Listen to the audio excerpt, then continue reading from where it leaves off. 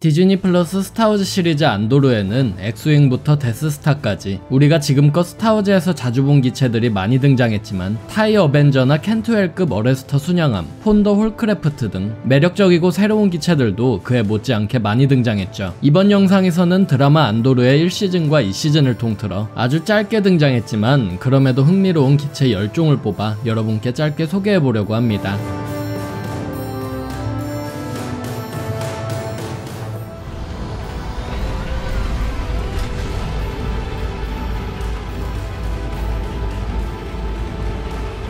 안도르 시즌1에서 카시안 안도르가 썼던 우주선은 총 2종류로, 하나는 마바 안도르가 카시안을 처음 만났을 때 사용했던 오래된 FR-193D 화물선이고, 다른 하나는 극중 카시안이 자주 타고 다니던 브레온 데이벤입니다. 전자는 카시안 가족이 사용했다는 정보, 그리고 페릭스 행성에서 자체 제작한 우주선이란 정보 외에는 없는 반면 후자는 설정이 그래도 꽤 붙었는데요. 브레온 데이벤이라고도 불리는 브레온 HOY-39는 Y윙을 닮은 엔진에서도 알 수 있듯 Y윙을 제작한 코엔사이르사의 20m짜리 우주선이었습니다. 우주선에 별다른 무장은 없으며 데이벤이라는 자체적인 등급으로 불리는 것으로 보아 스타워즈의 승합차 같은 느낌인 것 같습니다.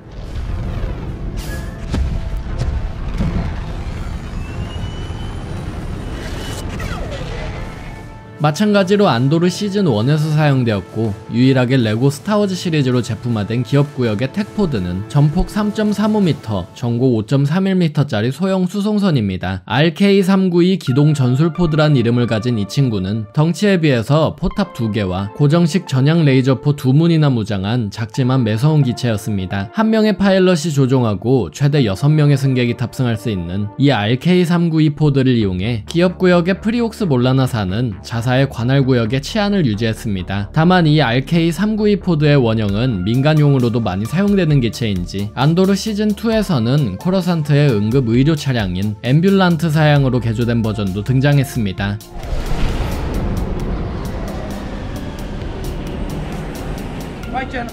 하이퍼드라이브가 탑재되지 않은 작은 기동 전술포드를 수송하는 대형 수송선의 이름은 BTY-180 수송선입니다. 전폭 47m, 전고 52m짜리 이 특이한 함선은 5대의 전술포드를 탑재하는 것이 가능하며 레이저포 3문, 하단 쌍열 레이저 포탑 하나로 무장한 중소형 모함이었습니다. BTY-180 역시 프리몰 회사가 자체적으로 제작한 함선이었으나 이 역시 기동포드들처럼 기존의 함선을 프리몰이 개조해서 쓰던 우주선인지는 알려진 바가 없습니다.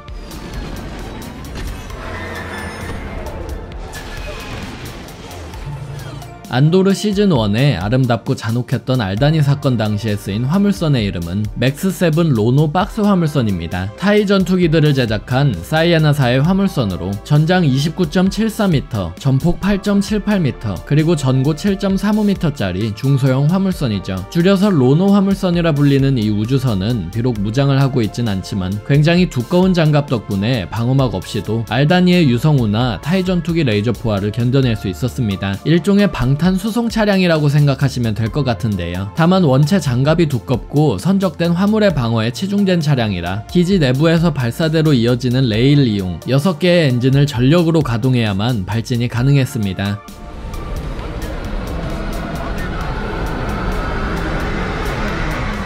카시안이 니아모스에서 억울하게 체포된 이후로 나키나5 감옥에 수감되는 장면에 등장한 제국군 수송선은 제국 죄수운반선, 줄여서 IPT입니다. 제국이 쓰던 지상용 반중력 차량과 같은 이름을 가진 비행형 제국 병력 수송선 ITT의 죄수 수송 버전 기체인데요. 제국 육군이 사용한 자매선인 ITT와는 다르게 IPT에는 무장이 달려있지 않았고 죄수의 탈옥을 방지하기 위함인지 우주선에 두터운 장갑이 둘러져 있었습니다.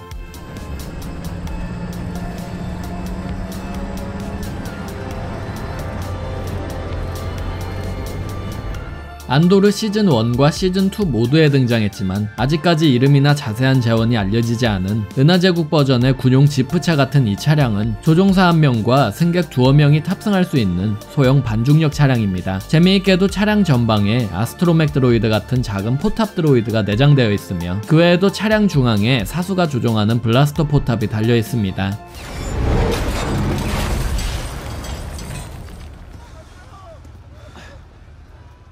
이와 비슷하게 안도르 시즌2에 등장한 이름불명의 제국군 장갑차는 앞서도 언급한 지상용 반중력 수송선인 ITT처럼 병력 수송에 치중된 개방된 모습의 연회색 버전, 그리고 픽업 트럭처럼 병력뿐 아니라 물자 수송도 가능한 짙은 회색 버전까지 두 가지 종류로 사용된 기체입니다. 독일군 장갑차인 SDKFZ-231 차량과 매우 흡사한 모습인데요. 고먼대 학살의 혼돈 속에서 K2SO를 들이받은 차량 앞쪽에 달린 추가 장갑까지 바퀴와 포탄만 없지 차량 토대를 그대로 뜯어온 것 같은 모습입니다. 이와는 별개로 시즌2에서는 제국보안국이 사용하는 특공대 장갑차 같은 수송선도 등장하는데 이 기체도 같은 시리즈인지는 잘 모르겠습니다.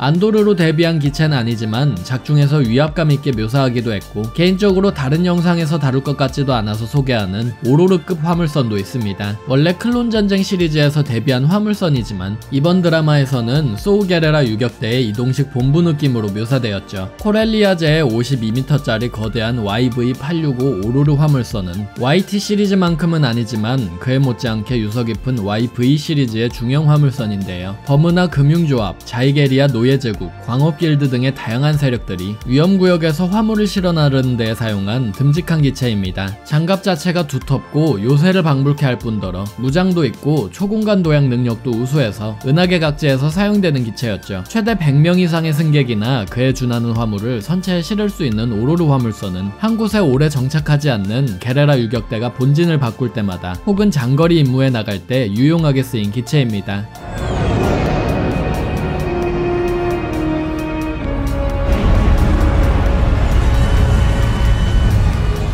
오로르 화물선과 마찬가지로 안도르로 데뷔한 기체는 아니지만 따로 소개할 것 같진 않은 JT-731 브로드온 수송선은 데뷔 자체는 드라마 오비안 케노비로 했지만 안도르 시즌2의 반란군 수송선으로 아주 잠깐 등장한 기체입니다. 자빔 행성에서 자주 쓰였는지 자빔 화물선이라고도 불리는 이 기체는 탄티비4로 유명한 망치머리를 하고 있어 딱 봐도 코렐리아 우주선이란 사실을 알 수 있죠. 마치 고스트워와 팬텀호처럼 브로드온 화물선의 내부에는 비상용 탈출정이 세트로 구비되어 있습니다.